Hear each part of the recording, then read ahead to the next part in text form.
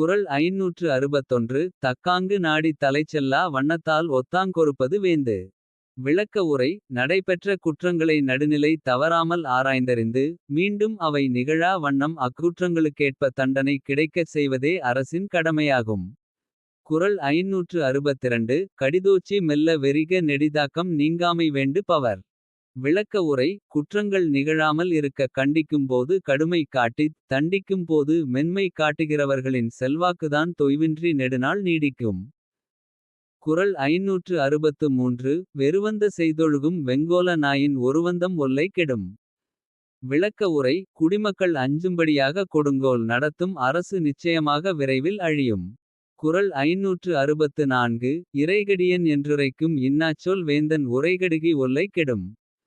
விளக்க உரை கடுஞ்சொல் உரைக்கும் கொடுங்கோல் என்று குடிமக்களால் கருதப்படும் அரசு. தனது பெருமையை விரைவில் இழக்கும். குறள் 565 அருஞ்செவ்வி இன்னா முகத்தான் பெருஞ்செல்வம் பேய்கண் டன்ன துடைத்து. விளக்க உரை யாரும் எளிதில் காண முடியாதவனாகவும். கடுகெடுத்த முகத்துடனும் இருப்பவனிடம் குவிந்துள்ள பெரும் செல்வம் பேய் தோற்றம் எனப்படும் அஞ்சத்தகும் தோற்றமேயாகும். குறள் 566 கடுஞ்சொல்லன் கண்ணிலன் ஆயின் நெடுஞ்செல்வம் நீடின்றி ஆங்கே கெடும்.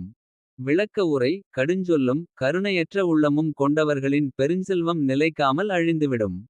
குறள் 567 கடுமொழியின் கையிகந்த தண்டமும் வேந்தன் அடுமுரண் தேய்க்கும் அறம்.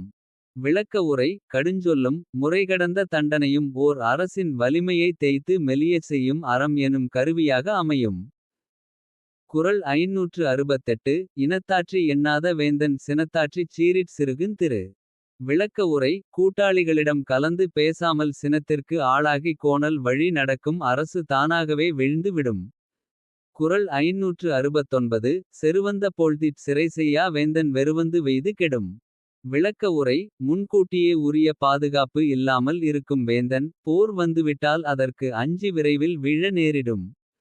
குறள் 570 கல்லார் பிணிக்குங் கடுங்கோல் அதுவல்ல தில்லை நிலக்குப் பொறை. விளக்க உரை கொடுங்கோல் அரசு படிக்காதவர்களை தனக்கு பக்கபலமாக்கிக் கொள்ளும். அதைப் போல பூமிக்கு பாரம் வேறு எதுவுமில்லை.